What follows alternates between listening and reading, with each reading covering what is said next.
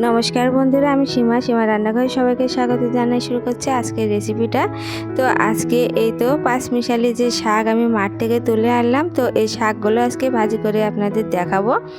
তো এই শাক খাওয়া অনেক উপকার। তো এখানে 5-7 রকমের শাক আছে, সেই শাকগুলো আমি তুলে এনে একটু জল দিয়ে নিলাম। তো প্রচণ্ড তো রোদ, তো শাক একটুতেই সব কেমন যেন লাথান হয়ে যায়, সেই জন্য একটু জল দিয়ে নিলাম, তাহলে একটু পরে বেছে নেব, ফ্রেশ থাকবে।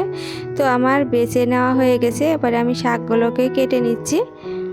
তো ছোট ছোট করে আমি শাকগুলোকে কেটে নেব। আর এই যে দেখতেই পাচ্ছেন, এটা চিরিকুটা শাক। তো এই যে এগুলো শাক তুলেছি ভীষণ উপকারী শরীরের জন্য। আর মাঝে মধ্যে যদি এরকম শাক তুলে রান্না করা যায়, তো পুরো এক থালা ভাত শেষ হয়ে যাবে। গরম ভাতের সাথে খুবই ভালো লাগবে। তো যারা আমরা গ্রামে বাস করি, তো মাঠে এই পুকুর পাড়ে বা এই রাস্তার যে ধারে, তো সেখানে অনেক শাক দেখা যায়। তো আমি সেই শাকগুলো আজকে তুলে এনে আজকে রান্না করে দেখাচ্ছি।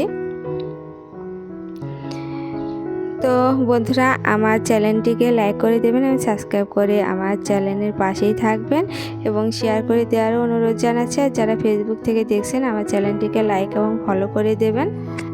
তো আমি এক ডক্টর থেকে শুনেছি, এই শাকগুলো যদি মাঝে মধ্যে মাসের মধ্যে যদি 2বারও তুলে এনে খাওয়া যায়, তাহলে ডায়াবেটিসের সমস্যা অনেকটাই কমে যায়। যেহেতু এর মধ্যে তেলাকুচা আছে, আরও অনেক রকমের শাক আছে, যেগুলো শরীরের জন্য অনেক উপকারী। তো এবারে আমি কয়েকটা কাঁচামরিচ চিড়ে নিলাম। এবারে রান্নায় চলে আসলাম। তো কড়াইতে আমি পরিমাণ মতো তেল দিয়ে নিলাম। তো আমি রান্নাটা সাদা তেল দিয়ে করে নিচ্ছি, তো আপনারা সরষের তেল দিয়েও করে নিতে পারেন।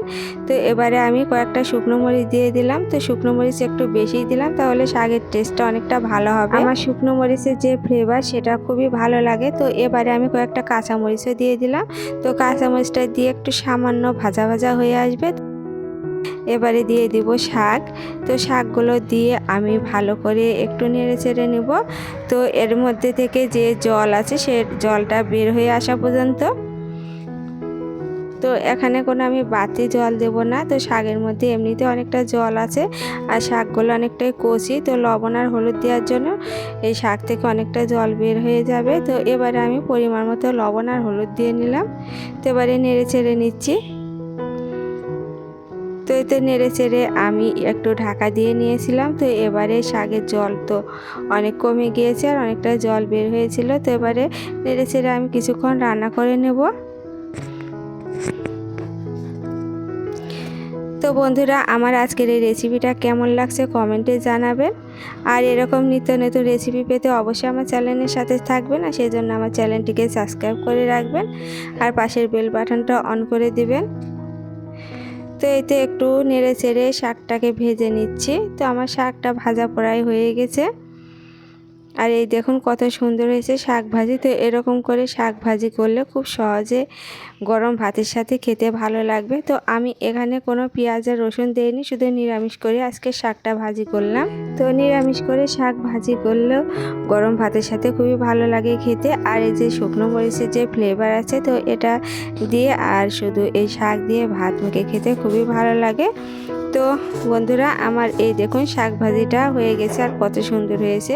তো অবশ্যই বাড়িতে এইভাবে একবার হলেও ট্রাই করে দেখবেন, আর আমাকে কমেন্টে জানাবেন তো আজকে শাক ভাজিটা কেমন হয়েছে। তো এই ছিল আমার আজকের রেসিপি। সবাই ভালো থাকবেন, সুস্থ থাকবেন। নমস্কার।